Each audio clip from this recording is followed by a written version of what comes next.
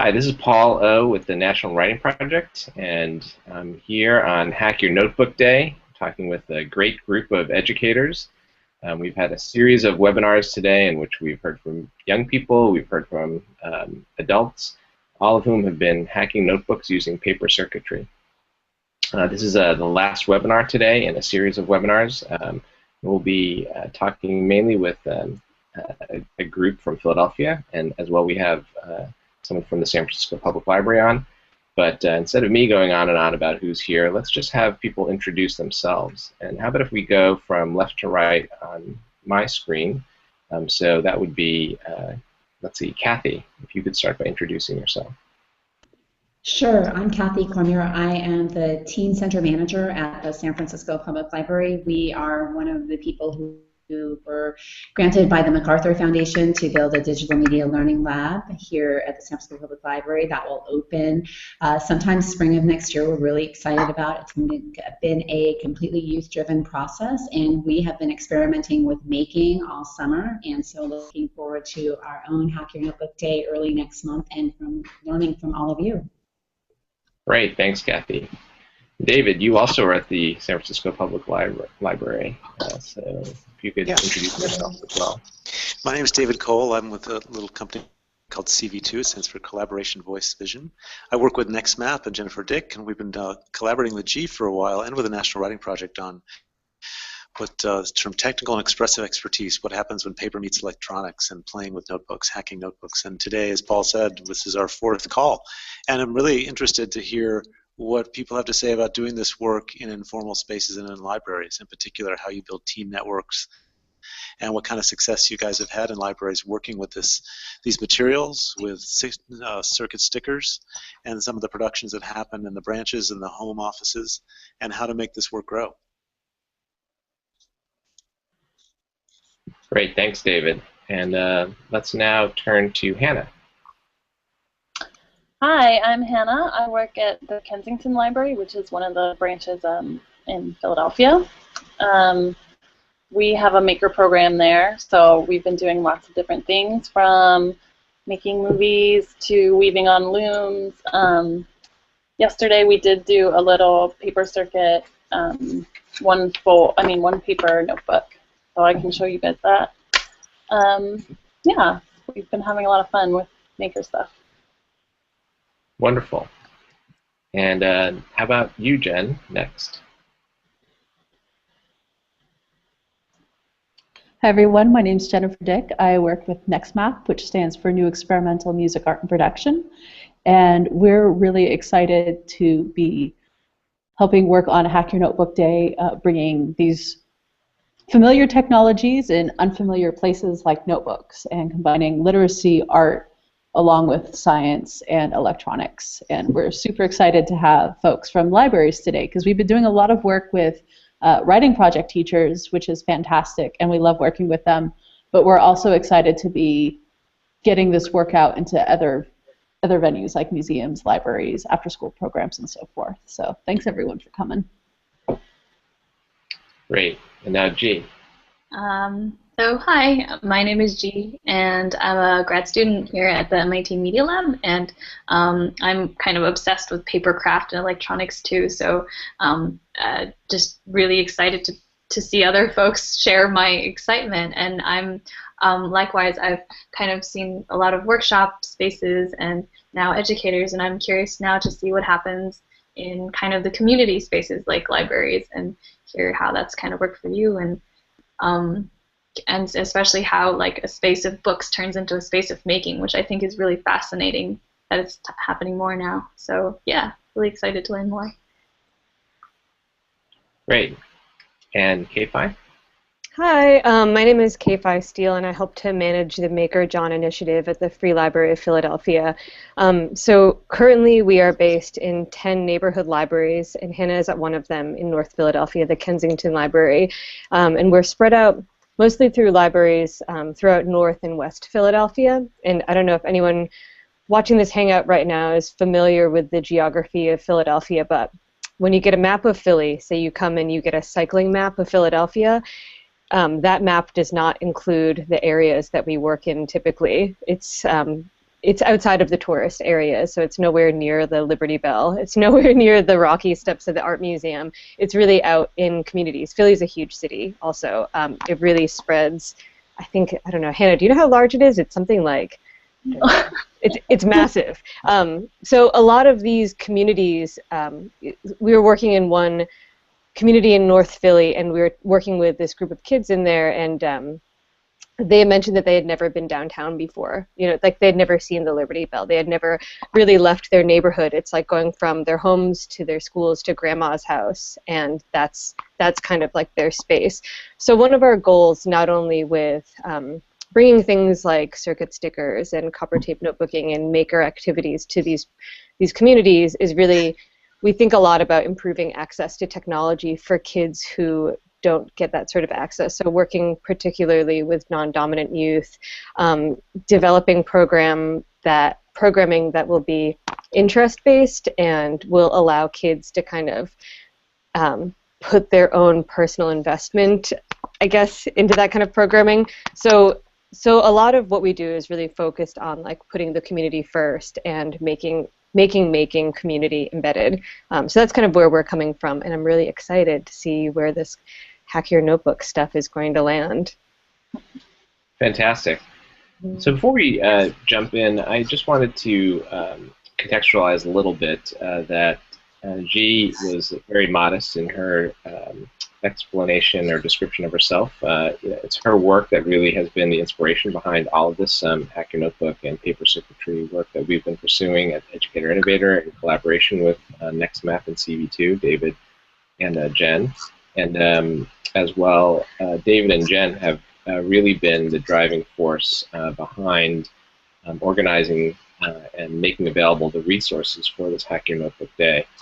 So, you know, huge credit to G for being the inspiration behind all of this, and for David and Jen for having the vision to operationalize and make possible the kinds of activities that we've seen via Twitter. And if you want to follow on Twitter, the hashtag is HYNB 2014. You can see some of the amazing artifacts that have been created. So with that said, it looks like we have another guest who is on. Was that Sari? Oh. Do you want to take a moment to introduce yourself? We just finished our introductions. Can you guys hear me? I think my mic isn't working. You can? Yep. Mm-hmm. You can. Okay, great. So I am a maker mentor. I work with Maker Jawn in Philadelphia through the Free Library. And I have been working at Lillian Marrero, which is one of the local branches. And I'm sorry, am I just doing a quick intro or talking about some projects that we've been working on? Really, we've just been going through a quick intro, but if you would like to talk about projects, you should go ahead and do that. That's okay. It can wait. Okay, wonderful. Well, so I wanted to just open this up now because I realize that some of you, it sounds like, have some experience with paper circuitry, and so you can share what it is that you have been working on. We also have here G and David and Jen who've been doing this work for quite a while. So as you're thinking about implementing your programming in the upcoming weeks, you should really think about David, Jen, and G as resources. So feel free to ask them questions if you want to hear how things have gone in different locations today. We definitely have a lot of experiences that we have heard about and seen based on a number of webinars that we've been involved with over the course of today. So really, I look to you all in Philadelphia and San Francisco to generate the conversation here and ask the questions based on what it is that you're hoping to accomplish. So feel free to jump in. I guess I can begin. I can tell you a little bit about the program that we're running, because I think some of you know, and I guess also for the benefit of anyone who might be watching this. So I guess we're jumping in with both feet, and right now we're working on a grant It's a Philadelphia Youth Network grant. We have about 70 graduated high school seniors who are college bound that we're working with in 10 branches across the city. And what they're doing is their job, so we hired them, is they're developing a digital badging system around the college readiness process, so that we're focusing more on like the soft skills of getting ready for college. So not necessarily SAT prep because they've already done all of that, but like things like working together, like collaborating, maker stuff, presentation skills. I guess one question that I have is if you're working with a large group of teens and doing this, so each of them, it's about 10 teens, about 7 to 10 teens per branch. I'm thinking about ways to make these projects scalable, like, because I know the circuit stickers, they get expensive after a while, and what is a good way to make it so they can be reused? Can they be reused? Is it easy to like peel them off and move them around? Yeah, well, I can speak to both stickers and then maybe other materials even. But so the stickers themselves, basically how they're made is there's a circuit board that's flexible and has your light or sensor on it, and then there's this conductive adhesive on the bottom that makes it so that when you stick it to your metal foil, it actually conducts. So that adhesive, once you stick it a few times, like in the same way that you have a regular sticker, if you put it down and you're like, that's a little crooked, let me try again, you can kind of do that a couple times, like before you, what I do actually is I put the sticker down and I don't press too hard, but if I see it kind of turning on, I'm like, okay, so this is right, then I push harder and it makes it more permanent, right?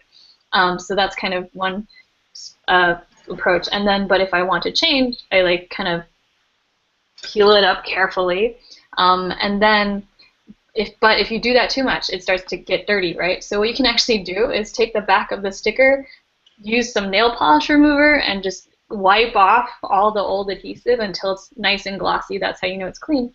And then there's actually, you can get conductive double-sided adhesive. It comes in kits, but you can get them on SparkFun or Adafruit, places like that. It's called Z-tape. And that conductive adhesive is what makes the sticker into a sticker. Oh, and we've got, Jen is holding up some, I think, is what that is. And so basically you could take that, it's like double-sided tape. You put it on the back of the sticker and then it turns into a sticker again, basically, with the conductive stuff. So that's one option. Other option is if you're working with like older kids with like reasonable dexterity, you can use regular surface mount LEDs, which are about the size of a grain of rice, which at first sounds really scary, but then it's actually feasible, where you can take those smaller components, you can get them in giant reels that is more affordable, I think. And then you can try even taping those down or soldering them in place. So they're basically teeny tiny versions of what would be on a sticker. You have your light, but it's way, way tinier. So the reason that we made these stickers in the first place is so that those little components would be easier to use, because they're kind of like, you know, hand sticker size. But if you can handle like teeny tinier things, you can also use surface mount LED components. So you can search those, and they have them online as well in I think places like SparkFun, or oh, there we go. Jennifer's also holding that up. So that's a spool, and each of those little rectangles is a single surface mount LED. So that's what that would look like. So those are some options. Yeah. Cool. Well, Hannah or Sari, do you want to? Oh, I'm sorry, G. Go ahead. Oh, well. It sounded like you were going to say something else. Well, another thing that popped to my mind was also you have regular LEDs, which look kind of like gumdrops. I know I could totally nerd out forever about LEDs. This is happening right now. That have the two wire legs, and those are bigger and easier to use, except they're not flat, so you can't really stick them in a notebook and close it because they're kind of large and bumpy. But, you know, so many options. Something else that I found is helpful if I know I need to be repositioning stickers or think I might want to reposition stickers is if you put Scotch tape on either side of your copper tape once you've let it down, stickers and the tape will come off, the adhesive on the back of the stickers will lift off much easier from a shiny surface. So whether it's packing tape, Scotch tape, I even tried just regular plastic. That makes it much easier to reuse the stickers. Oh yeah, Oh, so Oh, I was going to ask how that works. So you take the sticker off and then you put it on Scotch tape and then, like, as a way of, like, holding it? Or Yes, I'm having well, you can trouble. do that, like when you're staging the stickers to use, but after you put down your copper tape, if you're troubleshooting the circuit and you're not sure that, maybe you put the tape the right way, the copper tape in the right way, if you line both sides of the tape, of the copper tape with the clear tape, so the sticker would only stick to either copper or the clear tape. It tends to use less of the adhesive than if you're putting the sticker on copper tape and paper. Does that make sense? I also have a picture I can share that I'll put in the chat. Yeah, that's a really cool idea. yeah, basically if you can put like even just tape down first over where your LED might go and then you put your copper tape over it, then you have a base of plastic shiny tape instead of paper, and that plastic shiny tape is is less likely to get kind of stuck on the back of your sticker. The sticker will peel off more easily. That's the idea. But, yeah, good suggestion. Are there questions? Hannah or Sari, do you guys want to talk about how we've done stuff with copper tape circuits in the past? Sure. We've done a bunch of different projects. We've used them to decorate signs at our library. Right now we have a flashing flag sign for our library with lots of LED lights. Right now in front of me I have a project we did yesterday, which is these little books. This is a book a girl named Charity made who's 8, and it's called My Sister Lights Up My Life. This is an LED. I don't know if you can see that it's shining. But we did this with a simple, it's one piece of paper folded into a notebook.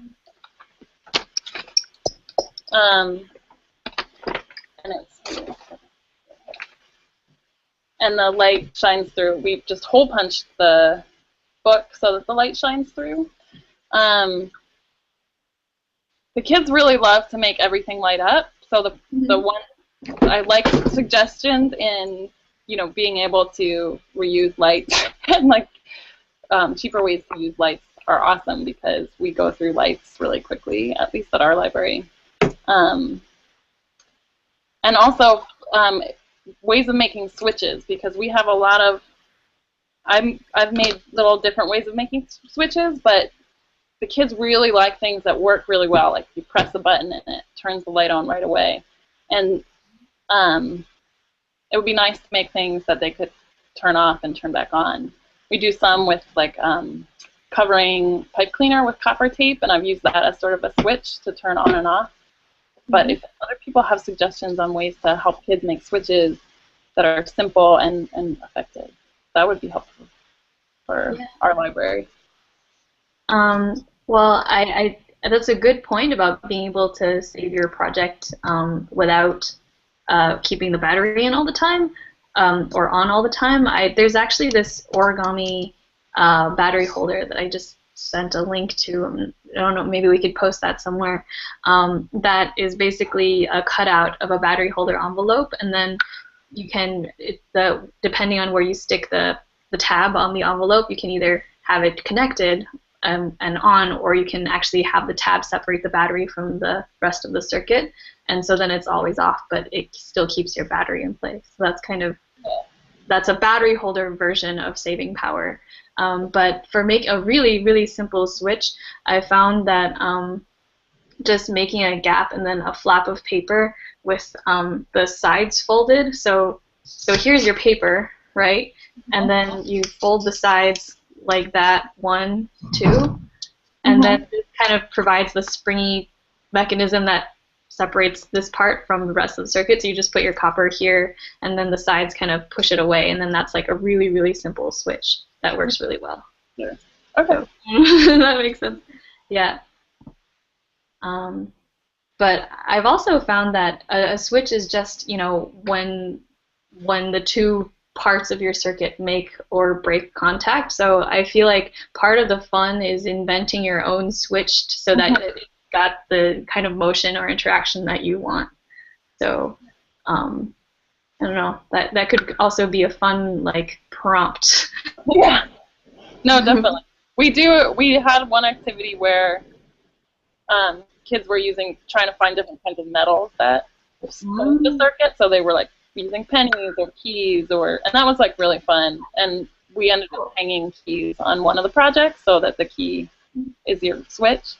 But yeah. Yeah, or using other objects. That's a cool idea too.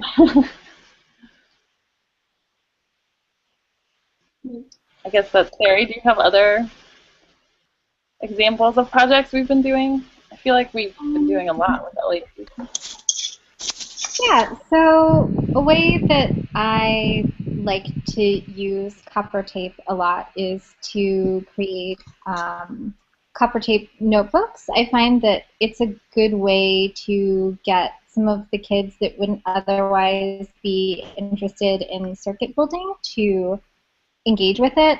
For example, if they really like to draw, then I'll present it to them as like, here, you can make this notebook for all of your drawings. It's kind of a special object that they can take home and have. And then being able to make a drawing incorporating a light is also kind of a special, interesting thing to them. So I guess a question I would have around that is if some other ways that people have to use the copper tape or copper tape notebooks to creatively engage kids in circuit building that wouldn't otherwise necessarily be so interested. Lots of ways. I could start. One kind of fun thing is like making things that you can wear. So you can make like a circuit on something flat, right? But then you can bend it into like a crown or a hat or what have you, and that's kind of fun because then you can have like a show at the end where you share what you do. And then this morning, someone actually used the copper tape to make a circuit on his hand, which is kind of fun, right? Because it's flexible and sticky, so you can think of it as like a circuit tattoo or something. Or kind of. So that's like one approach, and the other thing is, if one thing we were talking about earlier is how to do more collaborative stuff with circuit making, so that it's not just about making one thing on your own, but maybe working together. One thing that could be fun is doing some sort of like mural with like various small circuits that kind of together make like an image. So I saw there was a makerspace in Singapore that made this giant mural on the wall that someone just drew, and then they had kids go up afterwards and pick spots that they liked and illuminated with special kinds of circuits on top of the mural, which I thought was kind of neat. And then everyone could step back and like bask in the glow of what everyone created together. But those are just some of my thoughts. How about you guys, Jennifer?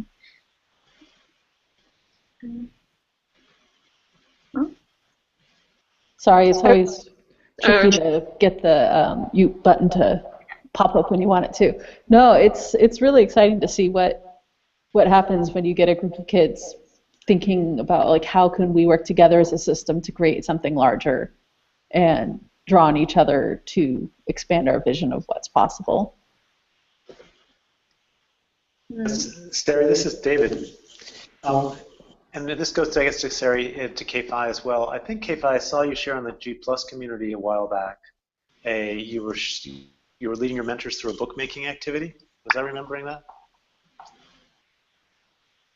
I'm curious about the way you guys handled the bookmaking activity, and also, as Jen was saying, and it gets a little bit towards where G was going as well. It's like the idea of working out something in a book format and then expanding it in a group way as kind of an installation is also another way to kind of create an articulation that creates a prototyping exercise or something that feels very personal and it's okay to explore and expand, and then you grow it into something that has a bigger audience and a more collaborative feel to it, and also a public space. It creates an arc and a sense of audience that's different, and it also addresses the sort of personal object that you get to make, and then the larger idea that you get to share visually and physically. And so we're eager to find people that we can work with who can go in that space in that way, and community organizations is a great way to do that in terms of the public spaces that are available within a building or around a building. So I'm curious about that. I think just the act of bookmaking is really fun. I think I can show you, and Kfi, you got a bunch of these. But we've got these little booklets, right? And Kfi, you probably got these, I think. And I think we sent you enough so that kids can use these blank books to go and explore and expand and kind of create those objects. And we're curious what people will do with them and where they might go. Yeah. I was going to jump in and just quickly say as well that so I don't know if you were waiting for a response from K-Fi and David, but in terms of this question of what are some other fun or engaging uses of circuits and circuit stickers, we saw earlier today in Albemarle in Virginia, there were a couple of kids were really taking the copper tape and the stickers, the LED stickers, and just experimenting with what they could stick these items on. This one boy actually ran tape up his fingers and lit up the ends of his fingers. So, I mean, if you're trying to conserve resources, maybe that's not what you want to do. But I think the idea is a really interesting one, which is what can we make light up essentially apart from just the sort of paper objects. Yeah. If you can think of circuits as like a sticker, because you can, like, where can you stick these things? People put stickers on, on their computers, on their walls, on their clothes, maybe, depend all over the place. So it's kind of that's another way to think about it. Or what about making circuits outside? Like, what would that feel like? Probably be fun. Maybe you wouldn't be able to see the light as well. Maybe making circuits at night around a campfire. I have no idea. It's like trying to think. And you can bring your book along too to sketch your circuit first if you want. But what are other spaces that you can start building electronics now that you're not tied to a desk with a bunch of wires and all of that thing, all of that. Like, what does portable circuit making look like? Maybe that could help inspire some ideas too. Yeah, and what I like about that is that it another question I had was, where do you take the notebooks after teens have been working in them for a while? Like, how do you move them beyond working in the notebook or making this notebook?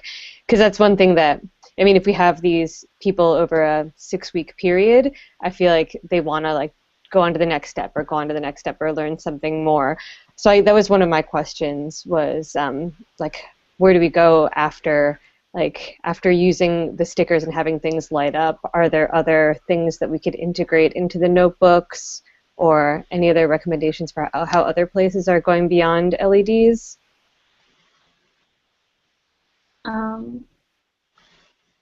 Well, so in terms of technically, you can actually, so in addition to making switches and things like that, you can actually use microcontrollers, which are basically little programmable computers, to then make your circuit do things automatically. So that's kind of where you can go technically. And there's actually a sticker that you can program. There's other ways to add programming to your circuits too. And then you can add different kinds of sensors, like light or sound sensing. And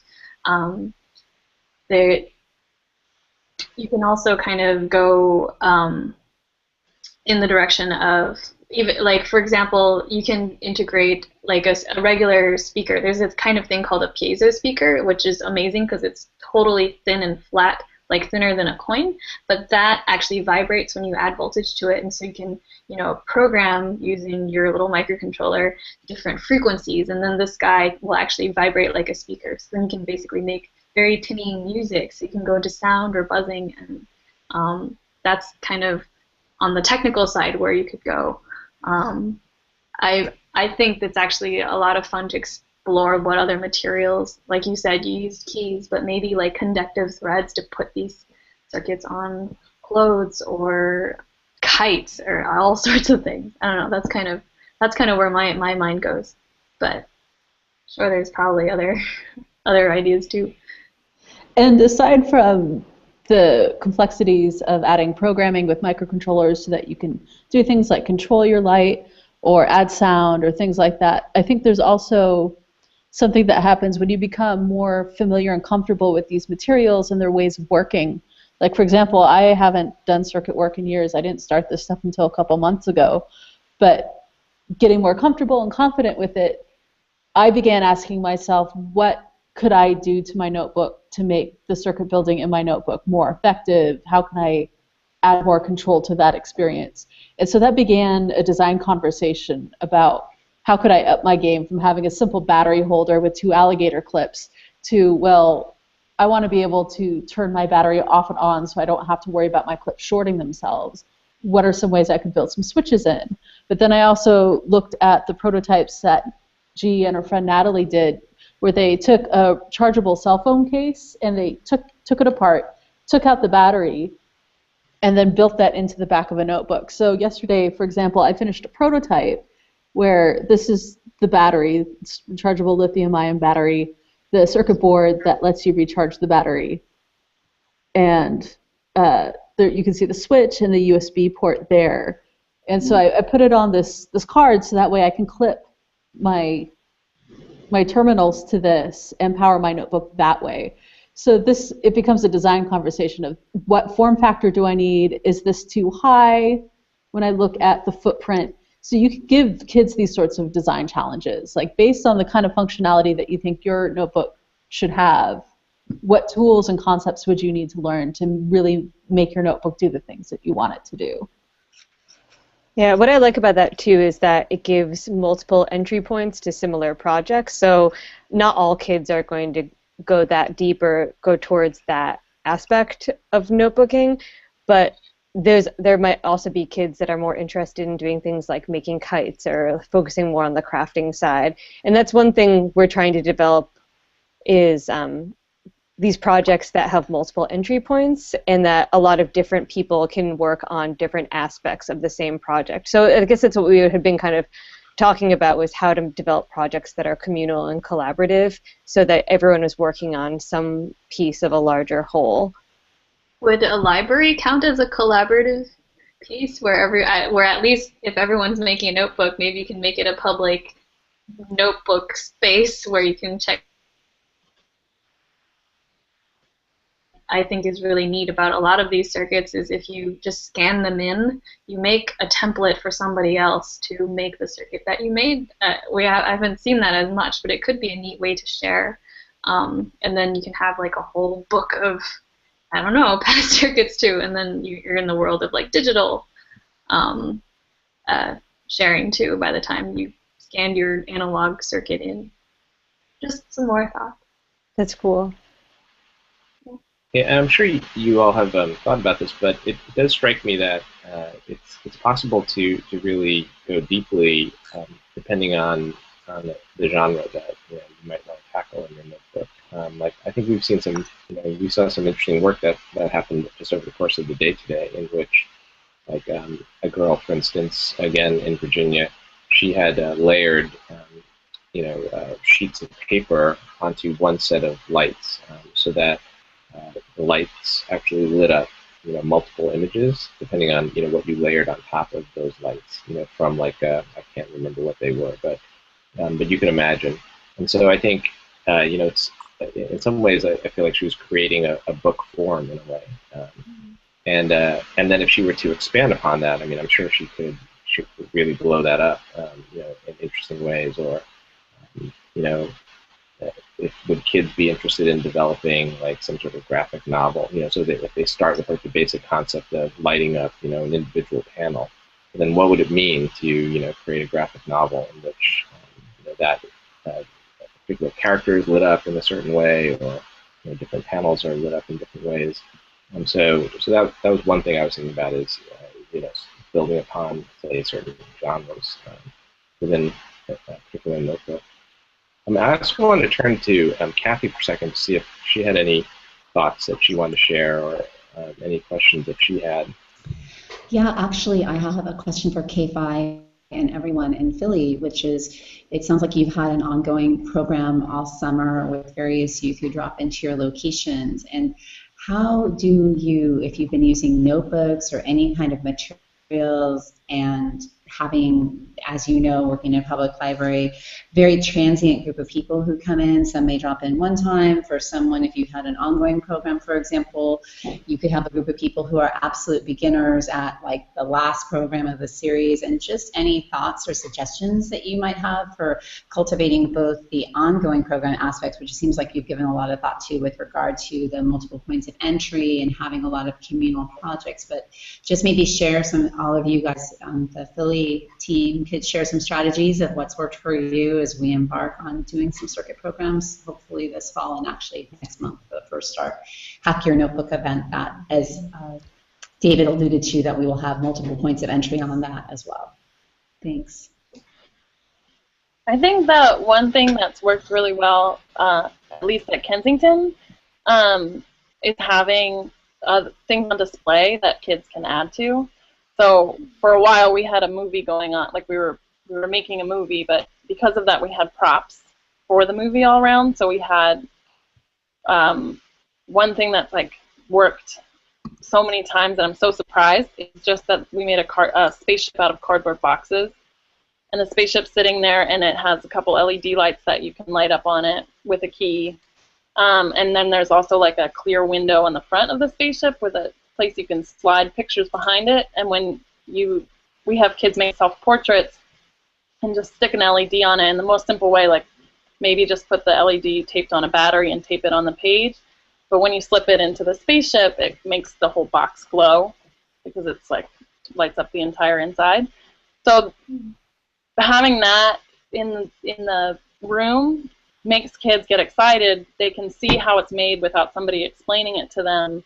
Usually they do need explanation, but then they can also add their own things to it. So we've had kids continue to add to the spaceship, make switches that work for it, or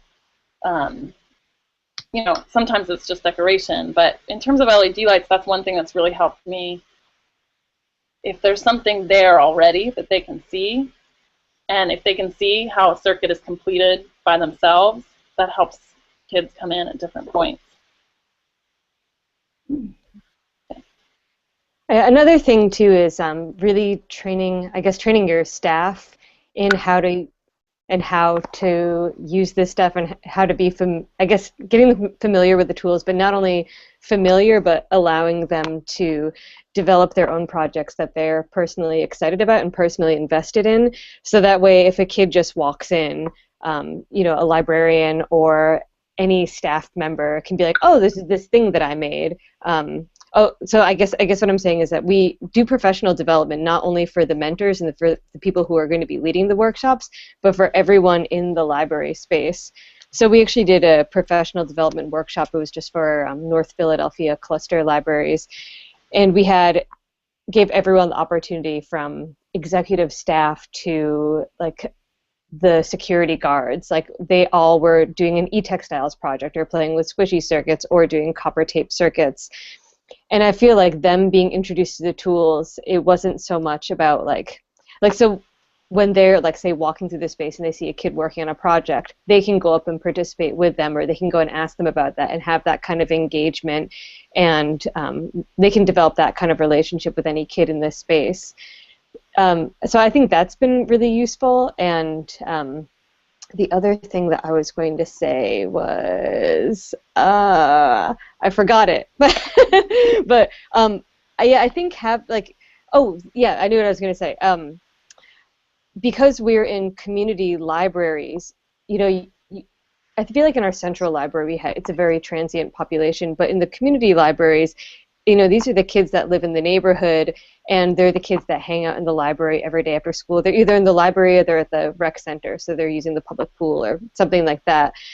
You see a lot of the same kids over and over again, and it's a matter of just spending time in the space and them getting used to you and you introducing things to them. So it's like, if kids come in and they don't participate, or if teens come in and they don't participate the first time, I think it's like being okay with that and just letting them slowly dip their toes into engaging, as opposed to trying to be like, hey, you're a teen, you're in this space, I need numbers, like you need to come and participate in this thing, as opposed to, I feel like the most important thing, period, besides like introducing them to these kinds of tools and technology, is engaging them in this like supportive environment where they're around cool adults that are interested in them and care about them. So it's much more about relationship building necessarily than putting like the technology first, which I feel like isn't quite the point of this hangout, but I feel like it's certainly something that we always try to keep in mind, is to not try and fetishize the technology too much and think about it more like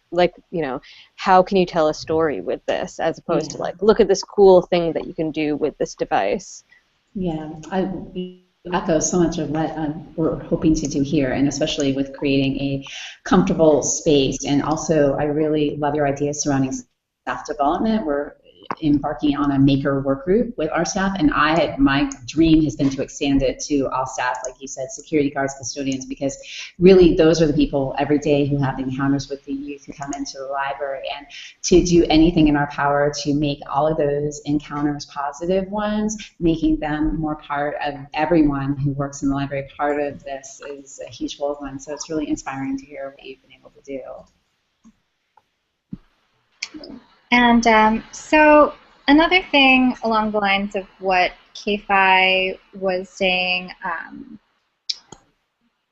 at our local neighborhood branches, we have a mix of a group of kids who are pretty consistent, that might come back most days of the week, and then mixed in with kids that may come once, they may come once and then show up a month later.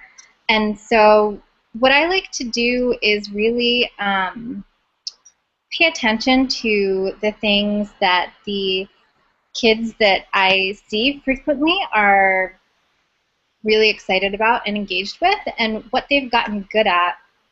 And then when we have somebody come in that's never done that activity before, I'll ask one of the regular participants to show if they want to show them how to do that thing.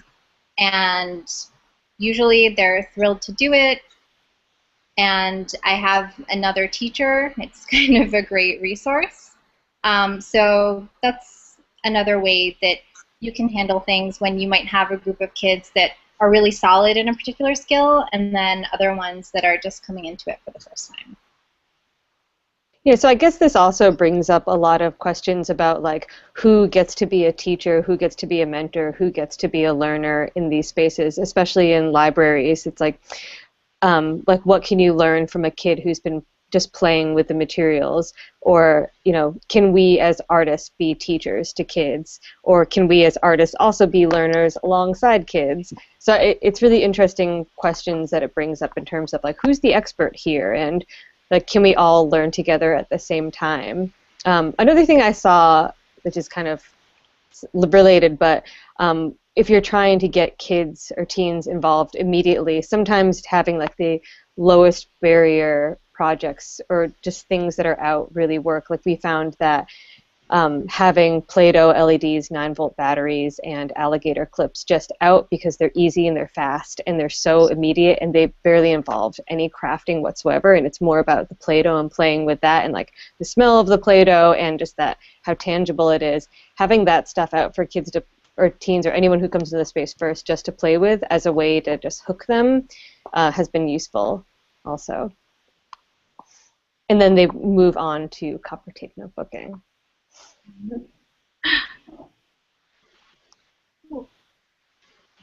Great.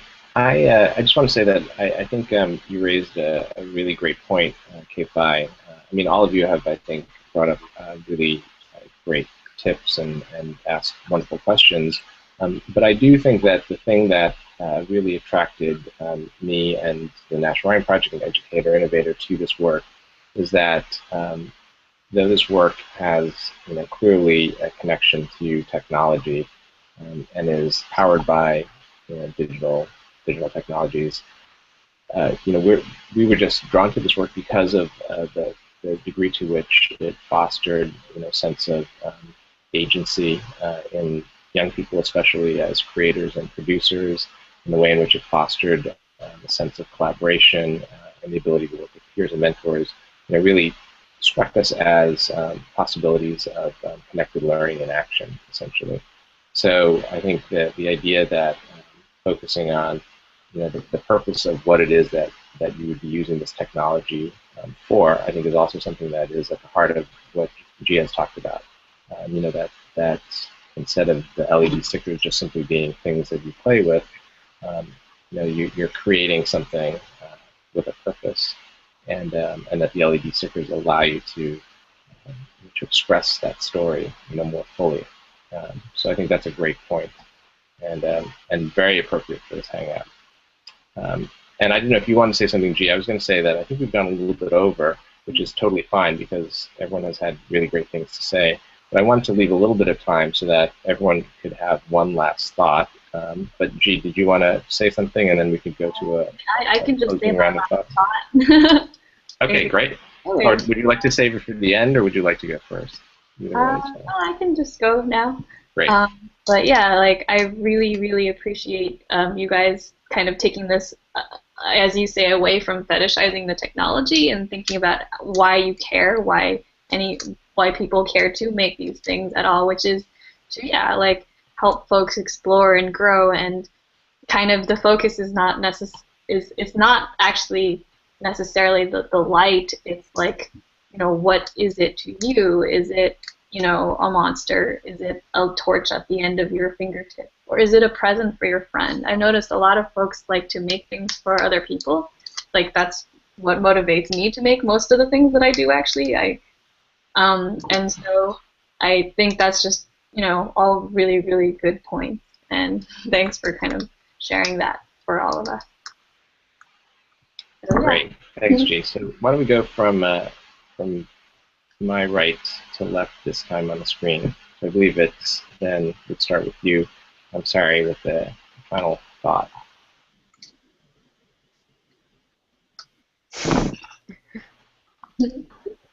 Are you starting with me? Pressure. Or are you starting with Sari? Sari. Okay. Sorry, the pressure is on. A final thought about the conversation that we've been having up to this point. Sure, yes. It could be about a conversation. It could be just about your experience in doing this work so far. It could be a final thought about thinking ahead in terms of the significance of this work, or what you have in mind as you embark in the next 6-week program. Sure. So everybody's made some really interesting and helpful suggestions, and I especially was excited to think about the scanning of the different circuits and building a book of templates to go off of. It also made me think of creating a type of zine library where maybe the kids could construct some zines or books about things that they think are valuable for other kids in the library to learn. So yeah, thank you for making that suggestion, G. Great, thanks. K-Fi? Sure. So actually, the project that Hannah showed off earlier, that single piece of paper that folds into a notebook, that's called, I think it's called a French fold, right? But it's an example of a zine that we made with these teens. It was on Monday. We did a zine workshop with them, and I didn't even think about adding in copper tape circuits to those. So that's like a super cool idea. But I really like the idea of posing different challenges to the teams that we're working with this summer. So challenging them to move beyond, say, their individual projects and make collective, collaborative projects, or moving it outside of their notebooks, for example, I guess, like, or the example that you gave, like the circuit tattoo, which I think is really amazing. Like, how do you take the circuit off the paper and bring it into the real world? And actually, Sari had mentioned, this is like months ago, I don't know if you remember this, but you were saying that kids in Ed Marrero had been putting like had been creating circuits out of copper tape on their faces, and I was like, I don't know if that's such a great idea. Like playing with copper tape a lot, you'll sometimes give yourself like a cut, and I was like, you might not want to like push them to keep on doing that. If you do it again, maybe stick with the Play-Doh.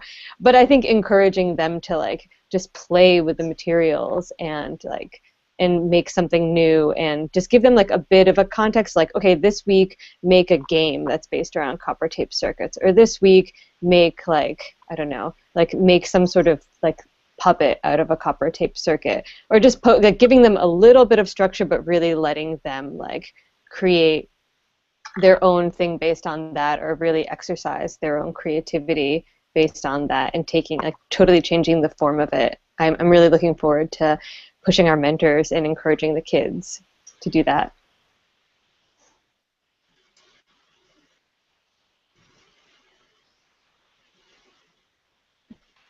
Great, thanks, Jen.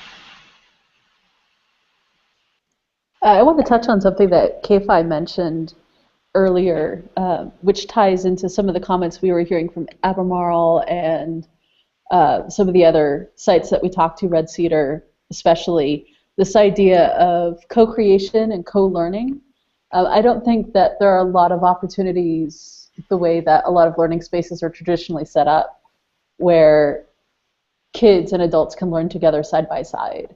And that's a really, really powerful experience for kids to be able to experience what it's like to have the adult not be the expert, but they can help the adult as they go on with their learning. And just given the collaborative nature of learning as you make, I think this is, you know, a great way to get started with that, or to continue with that idea of co-learning. So that's my big takeaway from our conversation today. Hannah? I was just thinking about how I'm appreciating the idea of challenges as a way of getting kids to create, because right now we just got these teens in our libraries brand new, and I'm just learning what their interests are, and it turns out none of my teens are very visually creative. Like, they don't particularly love to draw, you know, which is the stuff that we've been doing, the stuff that I love. So I have been pulling at strings a little bit to get them excited about doing things with kids. And I love the idea of challenges as a way of getting them going, because I think when we were all meeting up for orientation, we gave them the challenge of just building a tower out of cardboard with no tape and no glue, and a bunch of these kids just loved it. So if other people have great challenge suggestions, like I like the idea of how can you take the circuit off the paper, or how can you make it 3D, or come up with 7 different ways of making a switch. I love all those ideas. And I think that is something in our library, because we have these 5 teens and then we have kids coming in and out throughout the day. There is a lot of collaborative learning that happens, because they'll find a teen to work with, the kids will find a teen to work with, or they'll group up themselves and start doing that, and challenges work well as a collaborative way of learning. So, thanks. Great, thanks, Hannah. David? Sure. Thanks, everybody. This is making me think of a lot of things. Years ago, I first started doing this work in Intel computer clubhouses and after-school settings. And a lot of the things you guys are talking about is reminding me of what that feeling is like. It's where the experience isn't governed by a bell schedule, but it's kids coming right in off the neighborhood and finding a space to be safe and feel confident. And Kfi, your comment about setting out something that's very accessible, creating a space where kids can have a sense of ownership very quickly, and in so doing begin to feel confident and feel like experts. And then it's like community precedes production in terms of having ambitions. And libraries seem like really special places to do that, because of the intergenerational things that you can do and the way that kids feel like they belong in spaces. And so it's really interesting to think about that. And I think the key is to, as you're doing, you build a community, and then you build a sense of ownership and place, and then kids can opt into, and they do it really well. Then the design challenge model really helps kids bring groups together. So I've just been reminded by that. I spend a lot of time in schools where there's bell schedules and things, and you have standards and stuff that people have to do, or they're very open, informal places where there's a lot of resources and laser cutters and saws and things, but it's a particular space when there are kids and families trying to make sense of a public space. So it's really inspiring, very moving to think of that. I think ownership and play and how much you can get done, and how you guys are talking about is really very inspiring. So thanks. Design challenges. Way to go. Great, thanks. Kathy?